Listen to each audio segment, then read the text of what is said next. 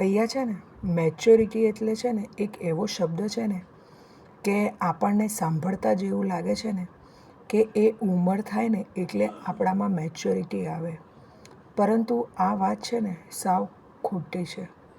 ઉંમર થતાની સાથે ક્યારેય મેચ્યોરિટી આવતી નથી, પરંતુ સમજણ, પરિસ્થિતિ અને અનુભવના આધારે જ આપણને મેચ્યોરિટી આવતી હોય છે. ક્યારેક 20 વર્ષનો યુવાન કે યુવતી છે ને સંપૂર્ણપણે મેચ્યોર હોય છે. એ પરિસ્થિતિ પ્રમાણે જીવતા શીખી ગયા હોય છે. એ એમના જીવનના કડવા અનુભવોથી એમને ઘણું બધું શીખી લીધેલું હોય છે. જ્યારે બીજી તરફ 50 વર્ષનો પુખ્ત વ્યક્તિ કે સ્ત્રી એ હજી મેચ્યોર નથી હોતા.